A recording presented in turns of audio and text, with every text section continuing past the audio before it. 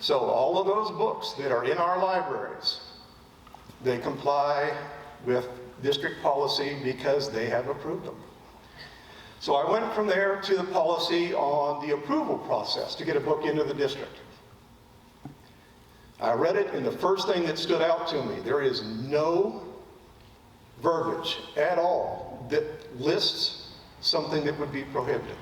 So the vulgarity, the profanity, the sex, the nudity, it's not anywhere in that policy for the selection of books, both for the classroom, in the textbook, in all of the media that's available in the library. There's nothing. It is entirely at the discretion of a librarian, a teacher, and an administrator within that building. They have all of the power to decide exactly what material is made available to our kids. If you have good folks in there, you'll be like Hamilton and they don't have it in their library. Hamilton did until a couple of years ago. They pulled it out a couple of years ago. That is your only protection, is somebody that you hope is good. This is another policy that relates to this, and this is also a deep, deep, deep, deep concern to me. Say a child checks out some of these books. They go talk to their teacher about it because the teachers and the counselors say, hey, come and talk to us if you're ever concerned.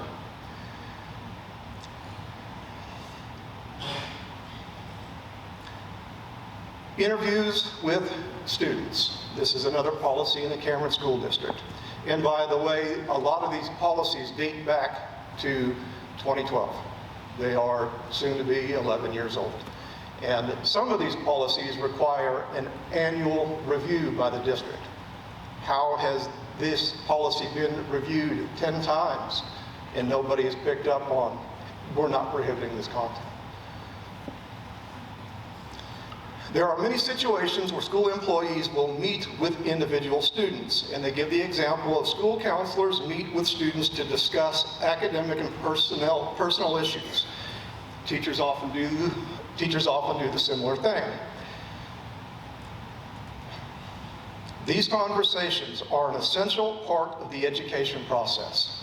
The district will not honor requests by parents or guardians to be informed prior to these discussions, be present during the discussion, or prohibit conversations between a student and a staff member. I cannot tell the school district, you will not discuss sex content with my child. They are under no obligation, as per this policy, to listen to the parent. They are taking the role away from the parent and giving it to the school district. They are presenting this material that goes against our morals and beliefs, and is changing an alternative version of it, and they're not telling us that they're doing it. It's evil, truly.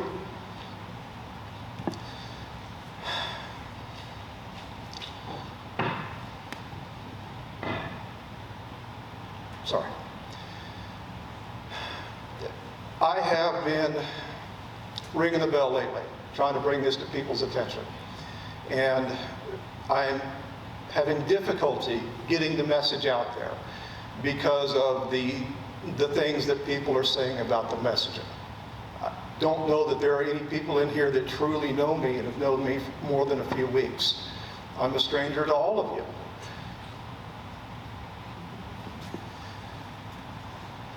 I believe that my message speaks for itself. And those that are fighting me on this, that are raising the most Cain, I started in the forum for the Cameron community area. There are more than 300 comments to the material that I have posted so far. There is not a single comment where anybody has even accused one of these things that I have claimed to be false. Everything that they have to say is an attack upon me, or an attack upon what they assume my morals are. Nobody's asked me. People have called me a radical. I am proud to accept that title as a radical. Yeah. Amen.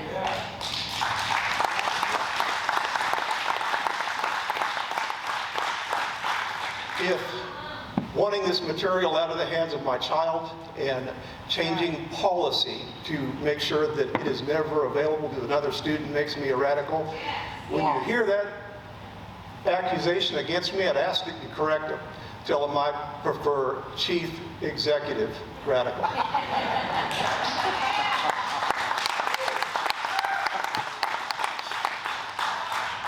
So here's my ask and why I am here.